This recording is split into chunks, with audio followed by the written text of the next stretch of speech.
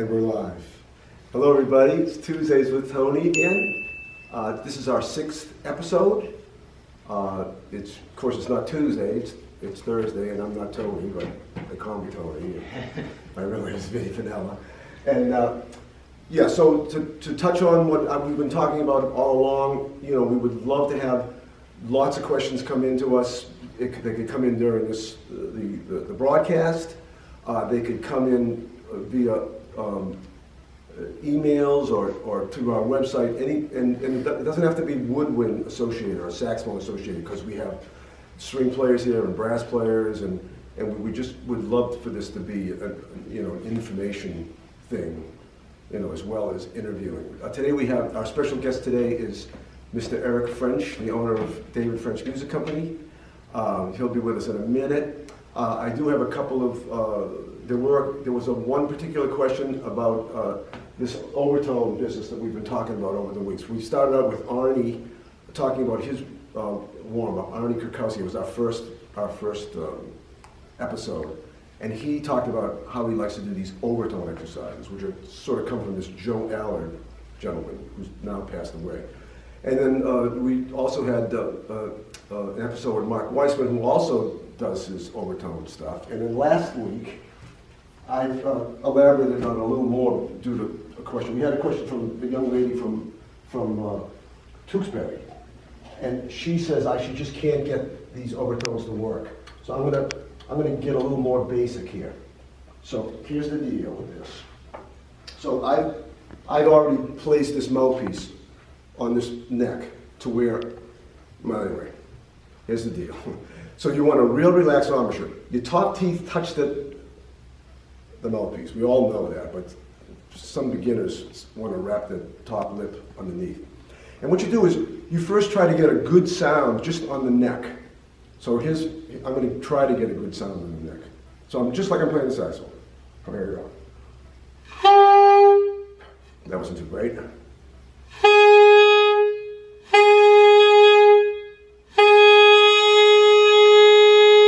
Now, here's the key.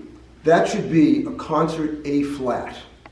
So what does that do for us? It makes us put the mouthpiece on the neck in the right spot, okay? If the mouthpiece is out too far, the low notes will never come out. They'll gurgle. It has to do with the acoustics of the instrument. So again, you want to get, now watch, if I keep this relaxed embouchure, and again, we're talking about a relaxed embouchure. So here we go, watch. Now I come on this side, same pitch, totally relaxed. Watch this. It's all a concert A flat. So now, when I put it on the saxophone, the saxophone's gonna be pretty well in tune if you keep the embouchure the same. You just have to believe me, or you can check it out with a metronome. So I'm going to do this one more time. I'll probably do it many more times. But here's the exercise. I'm going to finger a low C. And I'm going to play nice. And it all has to do with your larynx, with your vowel, the way that you make vowel sounds. So consonant sounds are made by lips and tongue in your tongue, right? Like B. You can't say B without your lips, but you can say A, E, I, O, U by holding your tongue or over your lips. They'll all come out. Those are the vowel sounds. So here we go. So I'm going to play a C, finger C. But I'm going to play middle C. I'm going to open up I hate to say open up your throat because you change the vowel sound. We're not closing or opening anything, we're just changing.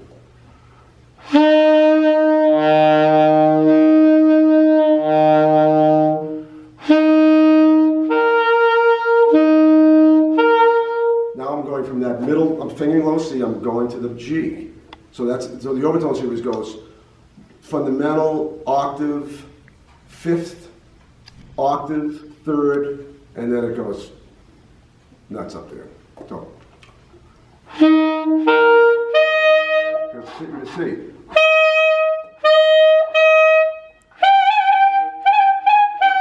E.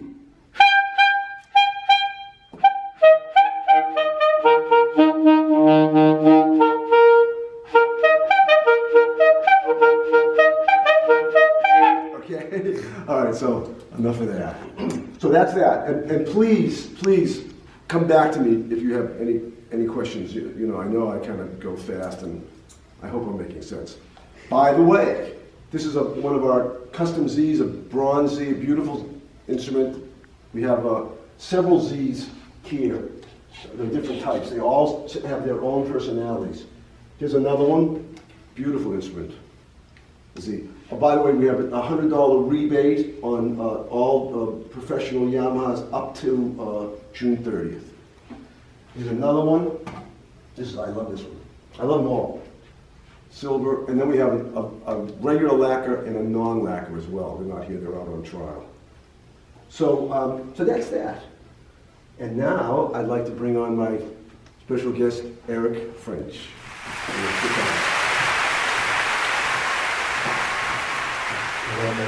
Hello, Tony. So I'm going to use my notes. So listen.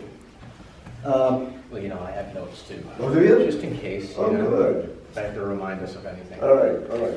So I kind of like to start off with like your history. I know you grew up in this town, right? Oh, you actually? Yeah. My family moved here in the late 70s. I was 6 years old, so most of my life has been in Westboro. So you lived in this town, and you went through the whole music system. Oh yeah. I grew up in town. We played in the music program. Still a great program. Yeah.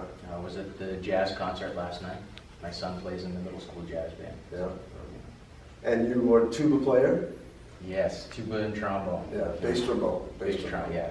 Please clarify. And Eric's a fine musician, fine tuba player. He was an all-state guy, and I went to, where'd you go to college? High school. I went to Westfield State. Went to Westfield State, yeah, For music ed. For music ed.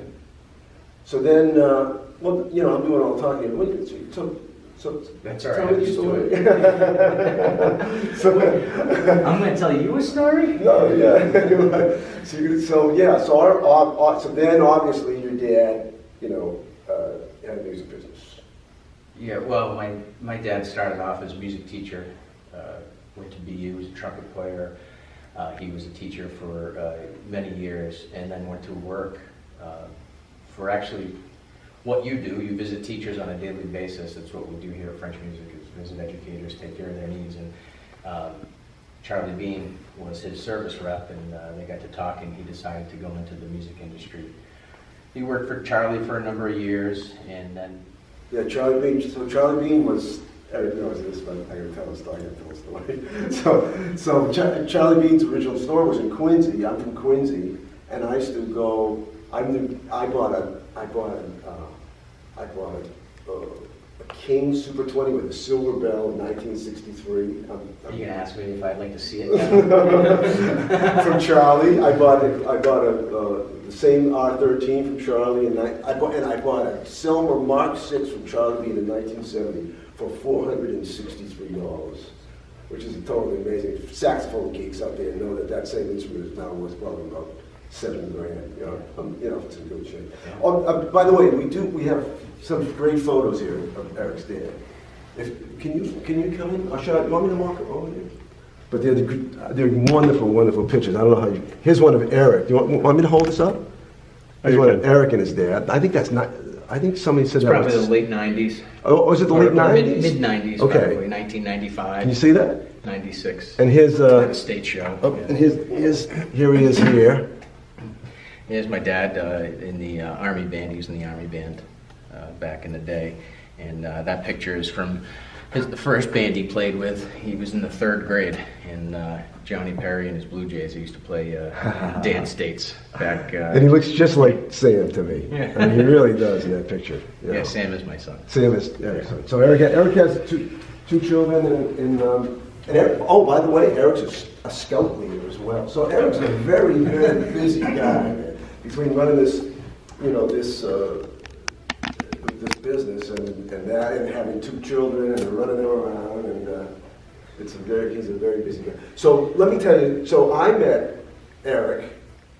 Actually, Eric remembers early that. But my story with Eric is that in 2000, it was either 99 or 2000. this gentleman, Eric Dean, who was my son's music teacher, kept telling me about this band that he played in Worcester. He says, man, this band's killing, blah, blah, blah. And of course, you know, there's so many big bands, I kept saying, yeah.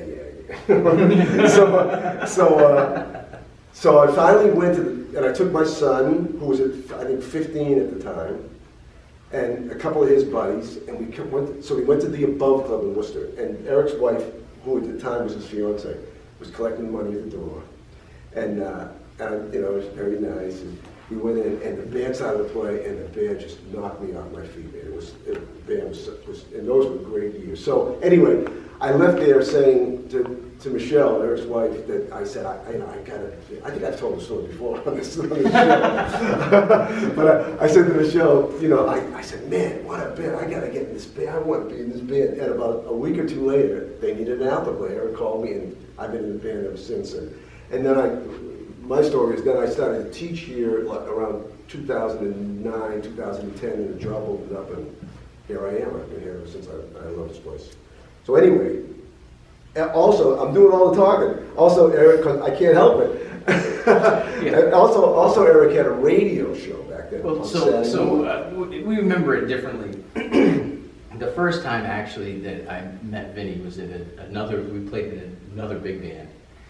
And he doesn't remember, because I remember because I'm a trombone player. I sit behind him, so I had to look at him all rehearsal. And who doesn't remember a guy with a silly neck strap like that? It doesn't even go around his neck. It's back here, across your heart, and in front. Well, it's the same. You get the idea. You don't forget that. You're like, who's the guy with the goofy neck strap? The other thing I really remembered was like, oh, he's the guy that can actually read and play jazz in this band. So I remember him from year, and that was probably 96 maybe? 96, 97. Yeah, right. And I thought you came with your son in like 98, maybe it was 98, 99. Yeah, I'm going to say Because that's when we were playing steady in Worcester. Yeah. We were playing every Thursday at the Above Club. And yeah, you showed up and yeah, you wanted to play. I said, yeah, it pays, it's like any other big band gig, it pays little to nothing. Yeah. And I thought you said, do we take requests? I said, no. He said, I'm interested.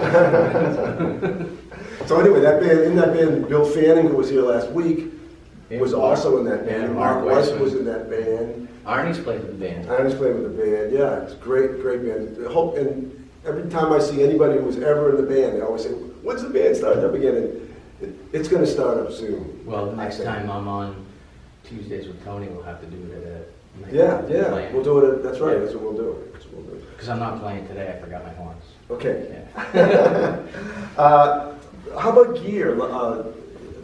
You know, tuba players out there, I'm sure would like to know. Oh, gear for this job, I have a Nissan NV. No, I mean, you got music, you know, tuba. I have a couple of tubas. They're both Yamahas. One's a 621, which is back in the 80s. Chuck Dallenbach played this horn. The Canadian brass, if anyone remembers Canadian brass, they're still big, but they were really big in the 80s. And Yamaha worked with those guys to make horns, and this was the horn that he played. It's a little 3/4 horn. It's great, easy to carry around and play different stuff on. Then I have another Yamaha horn. They're both C tubas. The other one's a full-size horn. Oh, yeah. Rotary valve, nice sound. They don't make this one anymore, but it's a 661 or something. Oh, yeah, Yamaha. Yeah, but of course. Trombones, I got a King 3B that's old, yeah. Oh, yeah. And my bass trombone's an old King that I play too. Yeah. But I am looking at the new. I'd like to pick up maybe a new bass trombone, but we'll see. Get the band back together first. There you go. Okay, and the store. Let's talk about the store. Reeds. I use Rico's. Right. No, conservatory. Yeah. So let's talk about the business in the store. You know. Let's see. Yeah, I mean, okay. So you took over in, I want to say 2001. Yeah, probably day to day was by 99. I'd say. Yeah, we moved into the last location we were in 2001, and then out to this one about 6 years ago, 2012. Yeah. But I remember we were looking for a new school rep, and Vinnie was teaching at the store. I had known him for years, playing on bands already, and we were looking for somebody that was relatable was a people person and could tell stories. What do you think? Did we get the right guy or what? So okay, yeah. So the stores. I mean, we moved in here. How many years ago? Was it 6 years? 6 years ago. And if I showed you, like, you know, the difference as far as what's in this back of that place right now, there's like so much stuff. The business has grown. You know, our inventory. Well, we have inventory for September, which is our big month, and we're just seem to be growing, and we've taken on some. I'd have to say the best part of moving into this place is the room that we're in right now is actually will hold 100 people and a big band. That's right. If you can get 100 people to come out and see the big band, you can fit them in here. But, for real. And we've had great stuff going on here. We've had Phil Woods come in before he passed to give a clinic and really just story time. It was great. Carl Fisher, Paulman Davis from London Symphony Orchestra. Carl Fisher's from trumpet player. Billy Joel. I think was Billy Joel, and played with Maynard, and a bunch of others. But that's been the coolest thing about this room is, hey, we need a space to play, we need to rehearse, we want a place to perform, even down to like having local, school jazz bands come in and give a performance here. We had Bonnie and Brian. Children's concerts. Yeah, children's concerts. And now Tuesdays with Tony. So let's see, what else do we want to hit on? Oh, what you listen to? What am I listening to? Yeah. Well, you know me.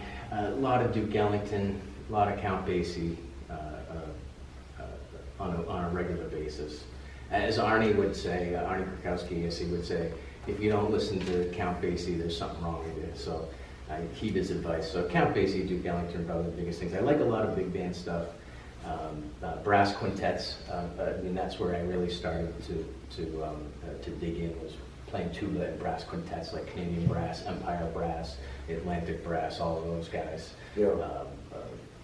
Really any of that literature, I like to listen to that. Orchestral stuff, it all depends on the time of day and what the traffic's like. Right. You know, Donald Fagen, we all. Oh yeah, Donald Fagen, Steely Dan, Motown stuff, and really a mix. But jazz-wise, primarily, I like the big band stuff. Yeah, Eric's a huge Duke lover, and it's turned me on to a lot of stuff that I didn't know about. And I have a tendency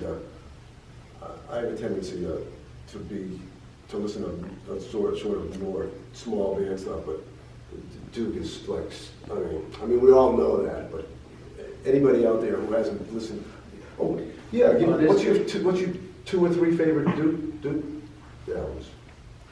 It's like there's a live concert and recording in Paris, the Playa or something like that. That's one. It's got to be Jazz Party, Duke Ellington Jazz Party, right. And his mother calls him Bill, which is all Billy Strayhorn music, and the band is killing. Yeah.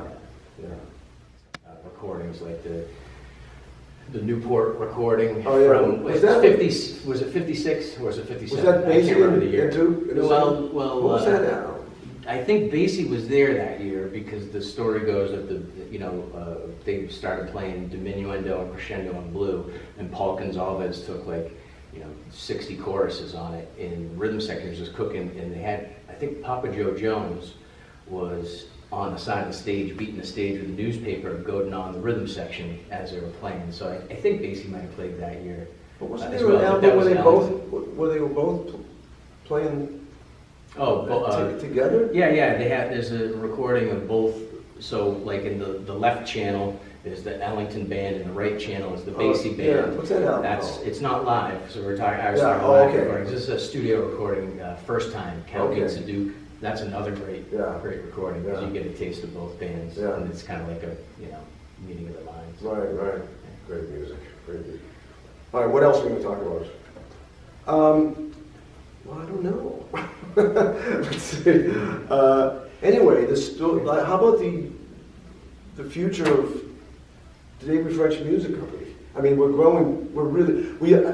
Let me. Well, I'll let Eric finish. But we now have a place in Maine. A subsidiary. Well, it's not even a subsidiary. It's really to us. Yeah, second location. Yeah, and we have subsidiaries in. Things are going well. Yeah, you know, I think we have, the key is people. We have a great team down here. We like what we do, and we're all on the same page as far as we're here to really help music educators to help their students. That's always been our philosophy. My father came out of the background of being a teacher. I went to school for music ed, and that's what we always say around here is easy. How can we make things easier for our educators? Yeah. So I think that's been the key to our success. We always stand behind what we do and back it up and take care of what needs to be taken care of. So We make, weekly visits is a huge, for Eric, is like huge to make contact with the teachers, every week and just be there for them and just don't give away trade secrets. I'm sorry. Anyway, I think maybe we should say Great. goodbye. Thanks. So anyway, thank you so much. This guy's my mentor. I love him. He should be the president of the United States. And there were no politics. No wall. No. Anyway, no wall. Anyway, see you next week. Thank you so much, and be well, everybody. Thank you.